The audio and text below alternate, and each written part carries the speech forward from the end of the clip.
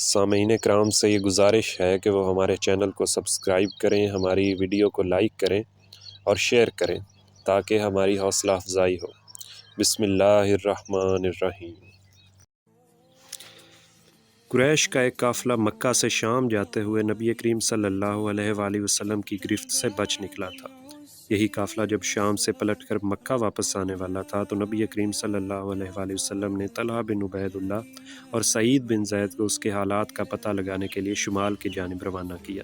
یہ دونوں صحابی مقام حرا تک تشریف لے گئے اور وہیں ٹھہرے رہے۔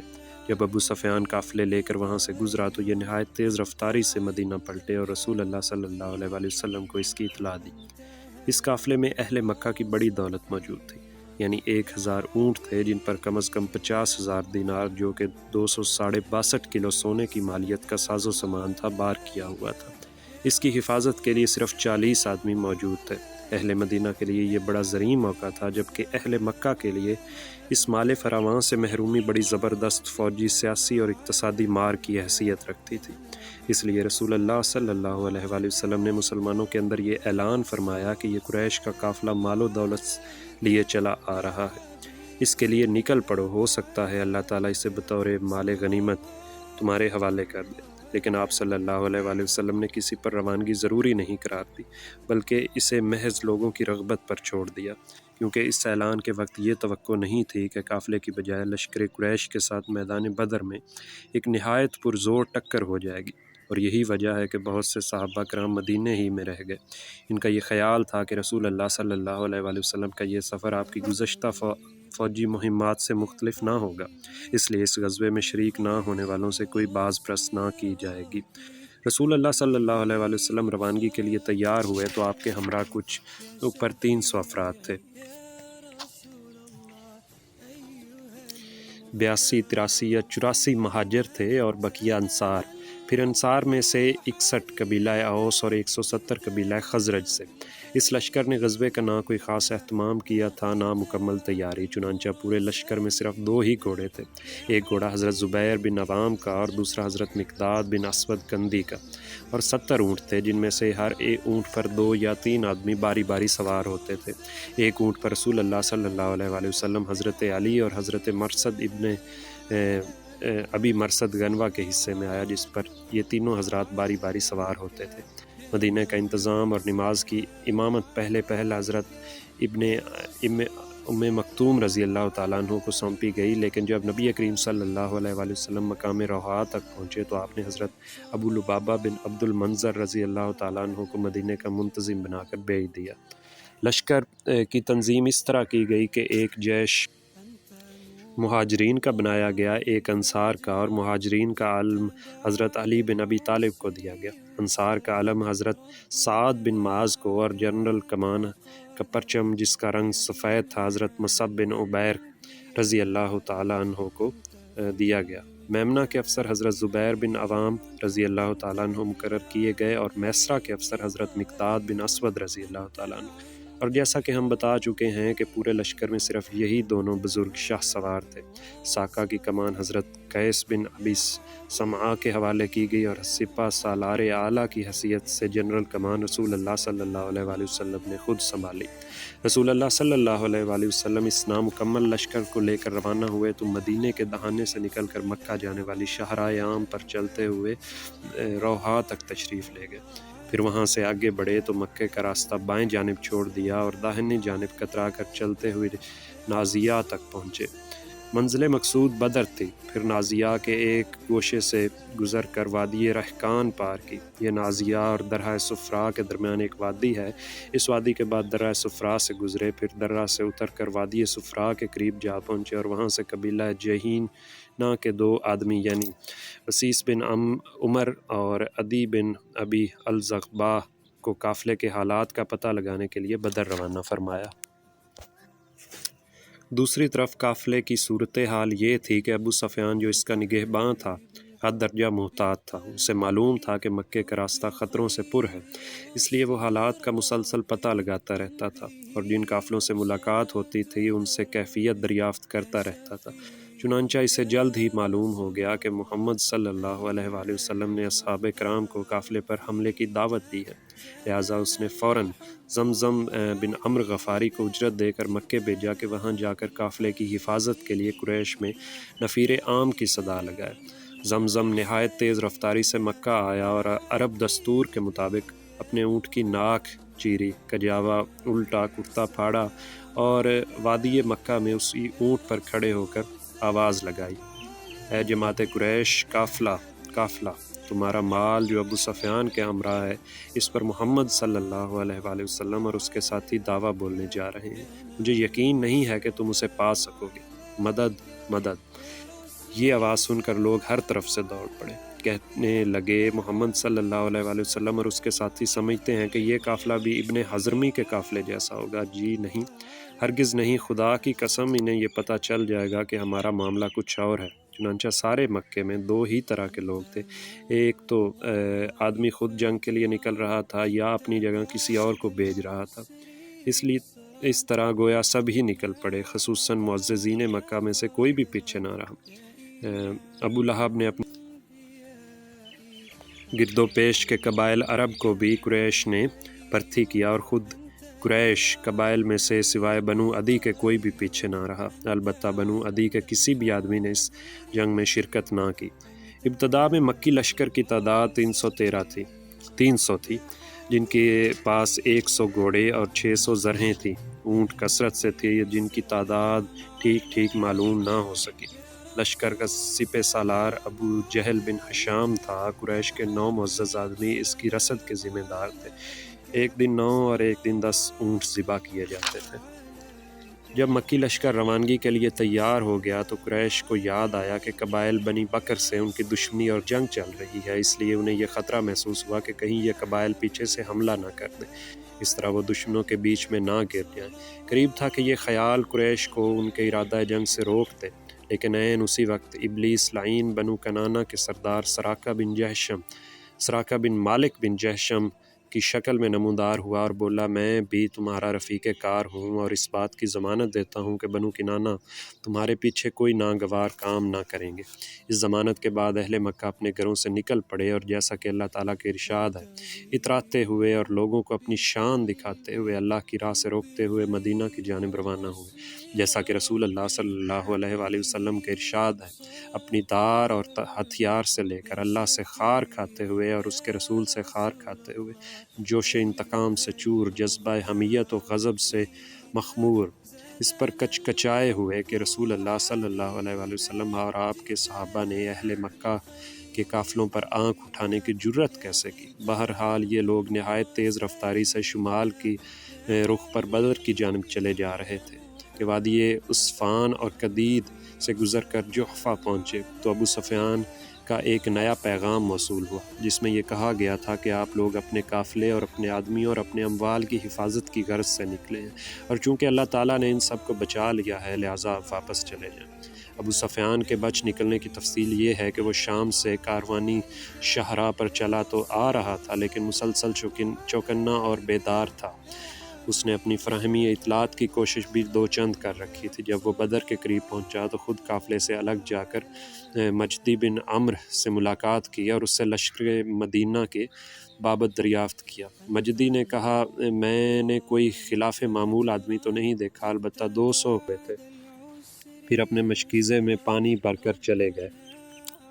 ابو سفیان لپک کر وہاں پہنچا اور ان کے اونٹ کی مینگنیاں اٹھا کر توڑیں تو اس میں کھجور کی گٹھلی برآمد ہوئی۔ ابو سفیان نے کہا، خدا کی قسم یہ یثرب کا چارہ ہے۔ اس کے بعد وہ تیزی سے قافلے کی طرف پلٹا اور اسے مغرب کی طرف موڑ کر اس کا رخ ساحل کی طرف کر دیا اور بدر سے گزرنے والی کاروانی شاہراہ کو بائیں ہاتھ چھوڑ دیا۔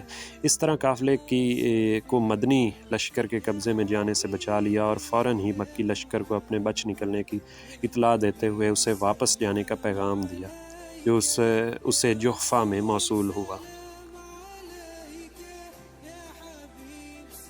یہ پیغام سن کر مکی لشکر نے چاہا کہ واپس چلا جائے، لیکن قریش کا طاغوت اکبر ابو جہل کھڑا ہو گیا اور نہایت کبر و غرور سے بولا، خدا کی قسم ہم واپس نہ ہوں گے یہاں تک کہ بدر جا کر وہاں 3 روز قیام کریں اور اس دوران اونٹ ذبح کریں گے، لوگوں کو کھانا کھلائیں گے اور شراب پلائیں گے، لونڈیاں ہمارے لیے گانے گائیں گی اور سارا عرب ہمارا اور ہمارے سفر و اجتماع کا حال سنے گا۔ اس طرح ہمیشہ کے لیے ان پر ہماری داغ بیٹھ جائے گی۔ لیکن ابو جہل کے شریک کار اخنس بن شریک نے یہی مشورہ دیا کہ واپس چلے چلو، مگر لوگوں نے اس کی بات نہ مانی، اس لیے وہ بنو زہرہ کے لوگوں کو ساتھ ملا کر واپس ہو لیا، کیونکہ وہ بنو زہرہ کا حلیف اور اس لشکر میں ان کا سردار تھا۔ بنو زہرہ کی کل تعداد کوئی 300 تھی، ان کا کوئی بھی آدمی جنگ بدر میں حاضر نہ ہوا۔ بعد میں بنو زہرہ اخنس بن شریک کی رائے پر حد درجہ شاداں و فرحاں تھے، اور ان کے اندر اس کی تعظیم و اطاعت ہمیشہ برقرار رہی۔ بنو زہرہ کے علاوہ بنو ہاشم نے بھی چاہا کہ واپس چلے جائیں، لیکن ابو جہل نے بڑی سختی کی اور کہا کہ جب تک ہم واپس نہ ہوں گے یہ گروہ ہم سے الگ نہ ہو جائے۔ غرض لشکر نے اپنا سفر جاری رکھا۔ بنو زہرہ کی واپسی کے بعد اب اس کی تعداد 1000 رہ گئی تھی۔ اس کا رخ بدر کی جانب تھا۔ بدر کے قریب پہنچ کر اس نے ایک ٹیلے کے پیچھے پڑاؤ ڈالا۔ یہ ٹیلہ وادی بدر کے حدود پر جنوبی دہانے کے پاس واقع تھا۔ ادھر مدینہ کے ذرائع اطلاعات نے رسول اللہ صلی اللہ علیہ وآلہ وسلم کو، جب کہ ابھی آپ راستے ہی میں تھے، وادی زعفران سے گزر رہے تھے، قافلے اور لشکر دونوں کے متعلق اطلاعات فراہم کی۔ آپ نے ان اطلاعات کا گہرائی سے جائزہ لینے کے بعد یقین کر لیا کہ اب ایک خون ریز ٹکراؤ کا وقت آ گیا ہے، اور ایک ایسا اقدام ناگزیر ہے جو شجاعت و بصالت اور جرأت و جسارت پر مبنی ہو، کیونکہ یہ بات قطعی تھی کہ اگر مکی لشکر کو اس علاقے میں یوں ہی دندناتا ہوا پھرنے دیا جاتا تو اس سے قریش کو فوجی ساکھ کو بڑی قوت پہنچ جاتی اور ان کے سیاسی بالادستی کا دائرہ دور تک پھیل جاتا، مسلمانوں کی آواز دب کر کمزور ہو جاتی، اور اس کے بعد اسلامی دعوت کا ایک بے روح ڈھانچہ سمجھ کر اس علاقے کا ہر کس و ناکس جو اپنے سینے میں اسلام کے خلاف کینہ و عداوت رکھتا تھا شر پر آمادہ ہو جاتا۔ پھر ان سب باتوں کے علاوہ آخر اس کی کیا ضمانت تھی کہ مکی لشکر مدینہ کی جانب پیش قدمی نہیں کرے گا، اس معرکے کو مدینہ کے 4 دیواری تک منتقل کر کے مسلمانوں کے ان کے گھروں میں گھس کر تباہ کرنے کی جسارت اور کوشش نہیں کرے گا۔ جی ہاں، اگر مدنی لشکر کی جانب سے ذرا بھی گریز کیا جاتا تو یہ سب کچھ ممکن تھا، اور اگر ایسا نہ بھی ہوتا تو مسلمانوں کی ہیبت و شہرت پر تو بہرحال اس کا نہایت برا اثر پڑتا۔ حالانکہ اس اچانک اور پرخطر تبدیلی کے پیش نظر رسول اللہ صلی اللہ علیہ وآلہ وسلم نے ایک اعلیٰ فوجی مجلس شورا منعقد کی، جس میں درپیش صورتحال کا تذکرہ فرمایا، کمانڈروں اور عام فوجیوں سے تبادلہ خیال کیا۔ اس موقع پر ایک گروہ خون ریز ٹکراؤ کا نام سن کر کانپ اٹھا اور اس کا دل لرزنے اور تڑکنے لگا۔ اس گروہ کے متعلق ارشاد باری تعالیٰ ہے، ترجمہ: جیسا کہ تجھے تیرے رب نے تیرے گھر سے حق کے ساتھ نکالا اور مومنین کا ایک گروہ ناگوار سمجھ رہا تھا، وہ تجھ سے حق کے بارے میں اس کے واضح ہو چکنے کے بعد جھگڑ رہے تھے، گویا وہ آنکھوں دیکھتے موت کی طرف ہانکے جا رہے تھے۔ لیکن جہاں تک قائدین لشکر کا تعلق ہے تو حضرت ابو بکر صدیق رضی اللہ تعالیٰ عنہ اٹھے اور نہایت اچھی بات کہی، پھر حضرت عمر بن خطاب رضی اللہ تعالیٰ عنہ اٹھے، انہوں نے بھی نہایت عمدہ بات کہی، پھر حضرت مقداد بن عمرو رضی اللہ تعالیٰ عنہ اٹھے اور عرض پرداز ہوئے: اے اللہ کے رسول، اللہ نے آپ کو جو راہ دکھائی ہے اس پر رواں دواں رہیے، ہم آپ کے ساتھ ہیں، خدا کی قسم ہم آپ سے وہ بات نہ کہیں گے جو بنی اسرائیل نے حضرت موسیٰ علیہ السلام سے کہی تھی، جس کا ترجمہ ہے، قرآن پاک کی آیت ہے، تم اور تمہارا رب جاؤ اور لڑو، ہم یہیں بیٹھے، بلکہ ہم یہ کہیں گے کہ آپ صلی اللہ علیہ وآلہ وسلم اور آپ صلی اللہ علیہ وآلہ وسلم کے پروردگار چلیں اور لڑیں، اور ہم بھی آپ صلی اللہ علیہ وآلہ وسلم کے ساتھ لڑیں گے۔ اس ذات کی قسم جس نے آپ کو حق کے ساتھ مبعوث فرمایا ہے، اگر ہم آپ کو برق غماد تک لے چلیں اگر آپ ہم کو برق غماد تک لے چلیں تو ہم راستے والوں سے لڑتے بڑھتے آپ کے ساتھ وہاں بھی چلیں گے۔ رسول اللہ صلی اللہ علیہ وآلہ وسلم نے ان کے حق میں کلمہ خیر ارشاد فرمایا اور دعا دی۔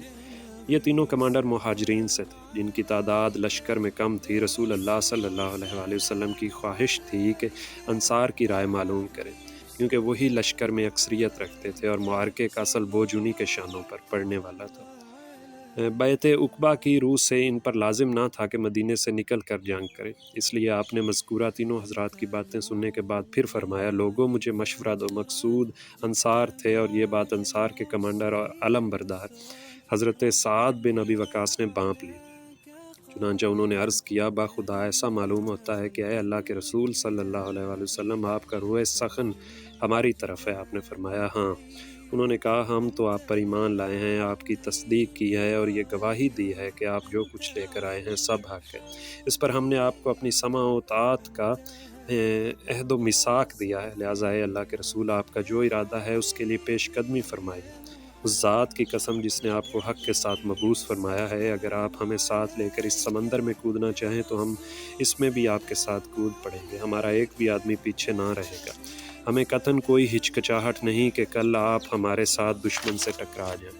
ہم جنگ میں پا مرد اور لڑنے میں جواں مرد ہیں، اور ممکن ہے کہ آپ صلی اللہ علیہ وآلہ وسلم کو اور اللہ تعالیٰ کو ہمارا وہ جوہر دکھائے اللہ تعالیٰ آپ کو، جس سے آپ کی آنکھیں ٹھنڈی ہو جائیں، بس آپ ہمیں ہمراہ لے کر چلیے، اللہ برکت فرمائے۔ ایک روایت میں یوں ہے کہ حضرت سعد بن معاذ نے رسول اللہ صلی اللہ علیہ وآلہ وسلم سے عرض کیا کہ غالباً آپ کو اندیشہ ہے کہ انصار اپنا یہ فرض سمجھتے ہیں کہ وہ آپ کی مدد محض اپنے دیار میں کریں، اس لیے میں انصار کی طرف سے بول رہا ہوں اور آپ کی طرف سے جواب دے رہا ہوں اور ان کی طرف سے جواب دے رہا ہوں۔ عرض ہے کہ آپ جہاں چاہیں تشریف لے چلیں، جس سے چاہیں تعلق استوار کریں، جس سے چاہیں تعلق کاٹ لیں، ہمارے مال میں سے جو چاہیں لے لیں اور جو چاہیں دے دیں، اور جو آپ لیں گے وہ ہمارے نزدیک اس سے زیادہ پسندیدہ ہوگا جسے آپ چھوڑ دیں گے، اور اس معاملے میں آپ کا جو بھی فیصلہ ہوگا ہمارا فیصلہ بہرحال اس کے تابع ہوگا۔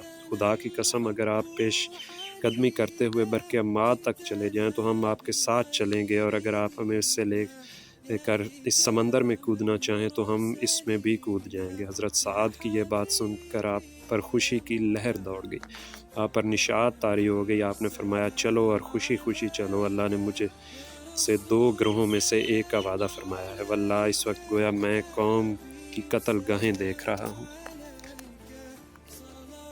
اس کے بعد رسول اللہ صلی اللہ علیہ وآلہ وسلم زعفران سے آگے بڑھے اور چند پہاڑی موڑ سے گزر کر، جنہیں اسافر کہا جاتا ہے، دیت نامی ایک آبادی میں اترے اور حنان نامی پہاڑ نما تودے کو دائیں ہاتھ چھوڑ دیا، اور اس کے بعد بدر کے قریب نزول فرمایا۔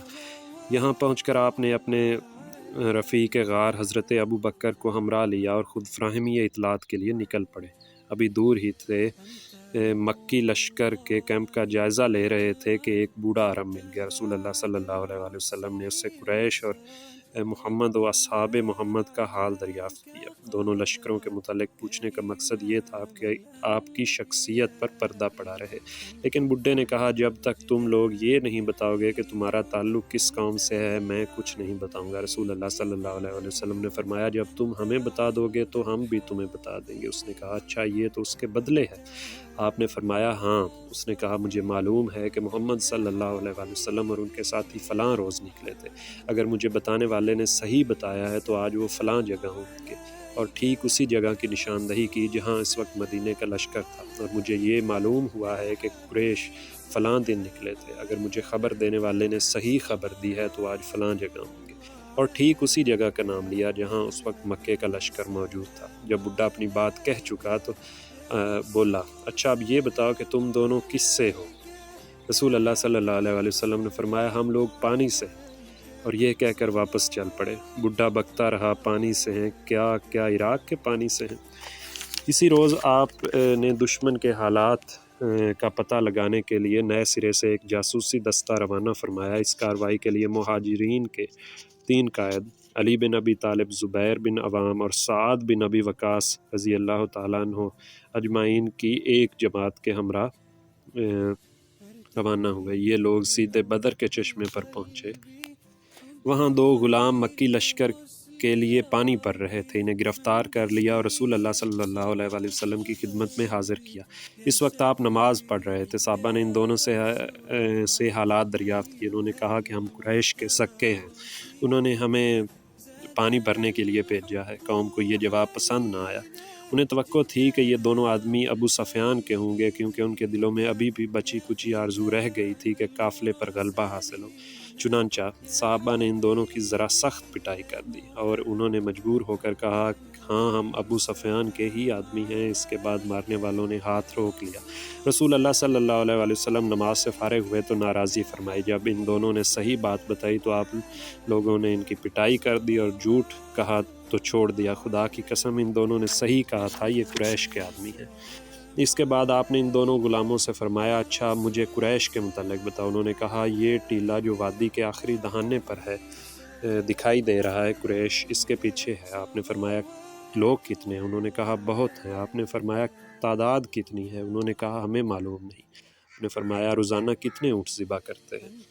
انہوں نے کہا کہ ایک دن 9 اور ایک دن 10۔ آپ نے فرمایا تب تو لوگوں کی تعداد 900 اور 1000 کے درمیان ہے۔ پھر آپ نے فرمایا ان کے اندر معززین قریش میں سے کون کون ہے؟ انہوں نے کہا کہ ربیہ کے دونوں صاحبزادے عتبہ اور شیبہ اور ابو البختری بن حشام، حکیم بن حزام، نوفل بن خویلد، حارث بن عامر اور طعیمہ بن عدی اور نظر بن حارث اور زمعہ بن اسود اور ابو جہل بن حشام اور امیہ بن خلف اور مزید کچھ لوگوں کے نام گنوائے۔ رسول اللہ صلی اللہ علیہ وآلہ وسلم نے اصحاب کی طرف متوجہ ہو کر فرمایا مکے نے اپنے جگر کے ٹکڑوں کو تمہارے پاس لا کر ڈال دیا ہے۔